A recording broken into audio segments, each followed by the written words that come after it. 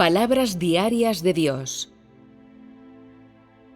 Cuando Dios retornó al tercer cielo en la era de la gracia, su obra de redimir a toda la humanidad ya había pasado a su parte final.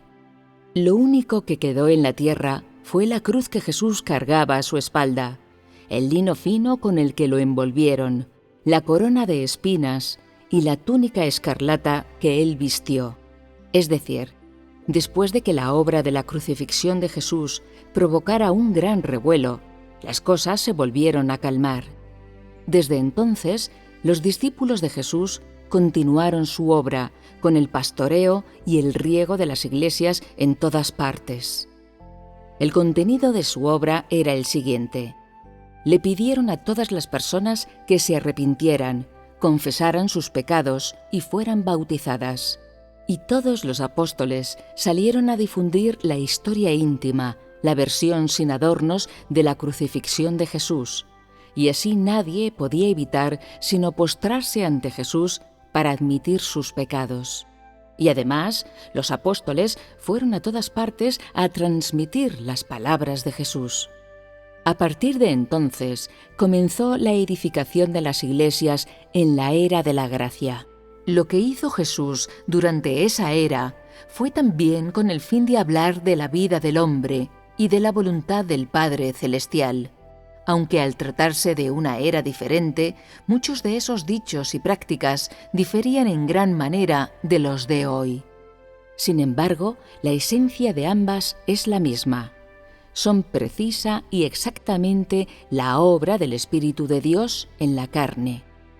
Esa clase de obra y declaraciones han continuado hasta hoy, y esta clase de cosas se siguen compartiendo entre las instituciones religiosas actuales, y no han cambiado en absoluto.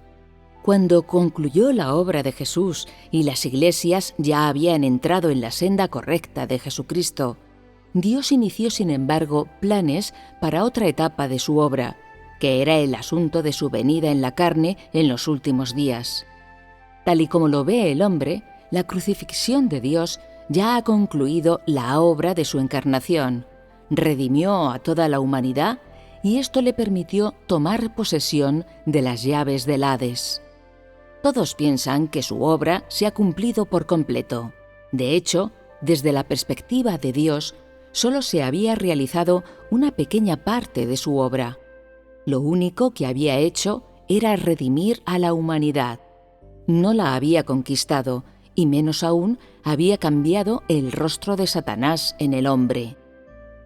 Por esta razón, Dios afirma: aunque mi encarnación pasó por el dolor de la muerte, esa no fue la meta total de mi encarnación.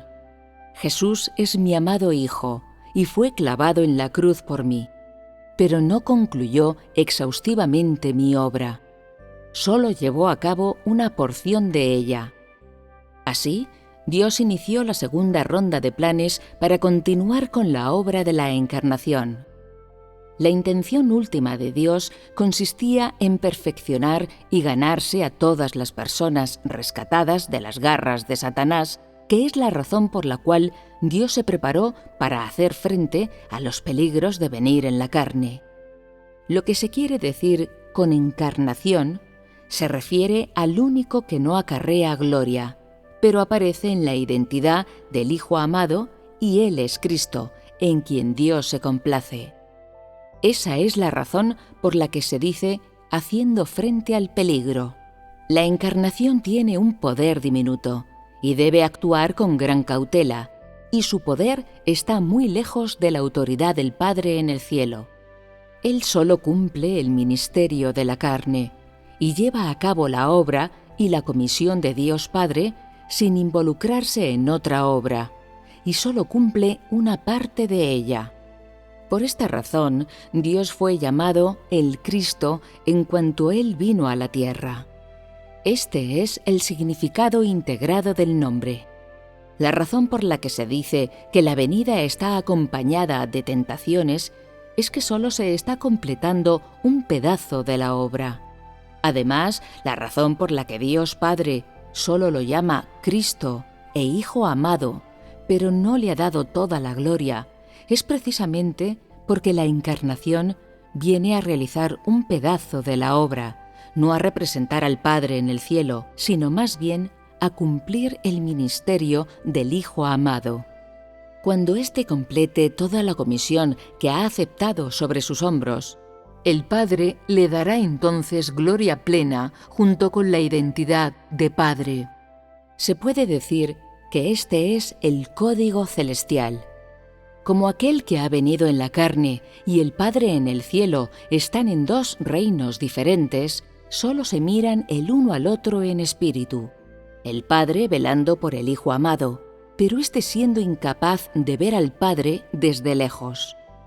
Como las funciones de las que es capaz la carne son minúsculas y puede ser potencialmente asesinado en cualquier momento, se puede decir que su venida está llena del mayor peligro. Este es el equivalente a la renuncia por parte de Dios de su propio Hijo al dejarlo en las fauces del tigre, donde su vida está en peligro, colocándolo en un lugar en el que Satanás está más concentrado. Incluso en esas serias circunstancias, Dios siguió entregando a su Hijo amado al pueblo de un lugar lleno de inmundicia y libertinaje, para que ellos lo criaran hasta la edad adulta. Esto se debe a que hacer esto es la única manera de que la obra de Dios parezca adecuada y natural, el único modo en el que se cumplen todos los deseos de Dios Padre y de completar la última parte de su obra entre la humanidad. Jesús solo llevó a cabo una etapa de la obra de Dios Padre.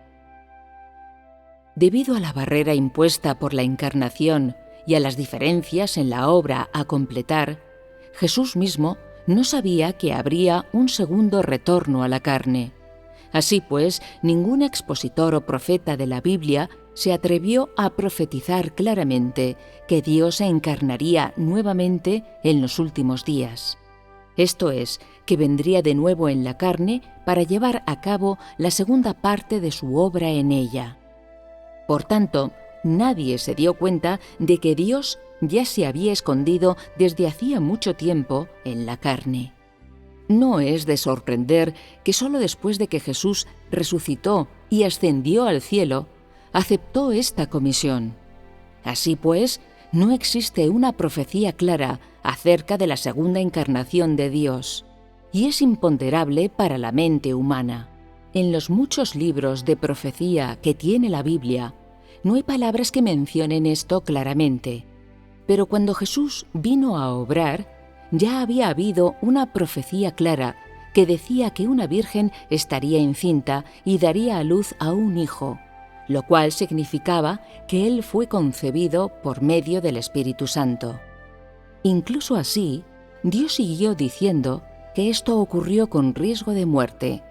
Así que, ¿cuánto más sería ese riesgo en la actualidad? No es de extrañar que Dios diga que esta encarnación conlleva el riesgo de peligros miles de veces mayores que los de la era de la gracia. En muchos lugares, Dios ha profetizado que Él va a ganar a un grupo de vencedores en la tierra de Sinim. Como es la parte oriental del mundo que se han de ganar a los vencedores, entonces el lugar donde Dios pone sus pies en su segunda encarnación es sin lugar a dudas la tierra de Sinim, el lugar exacto donde descansa enrollado el gran dragón rojo. Allí ganará Dios a los descendientes del gran dragón rojo, para que quede totalmente derrotado y avergonzado. Dios va a despertar a estas personas tan cargadas de sufrimiento. Las activará por completo hasta que estén completamente despiertas, y para que salgan de la niebla y rechacen al gran dragón rojo. Despertarán de su sueño, reconocerán al gran dragón rojo por lo que es realmente.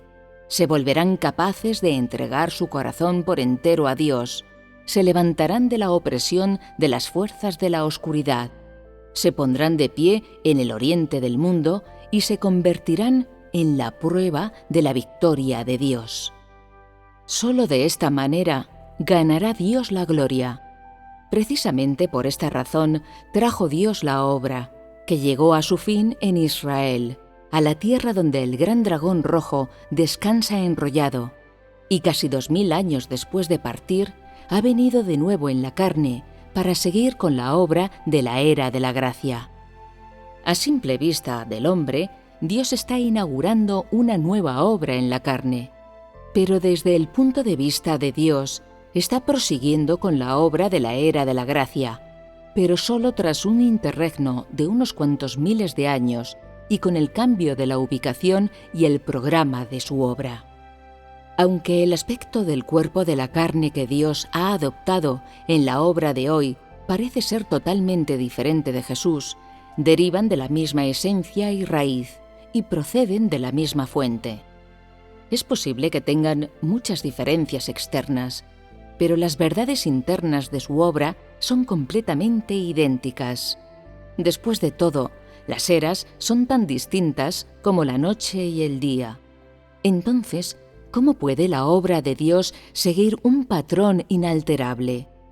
¿O cómo pueden las diferentes etapas de su obra obstaculizarse la una a la otra?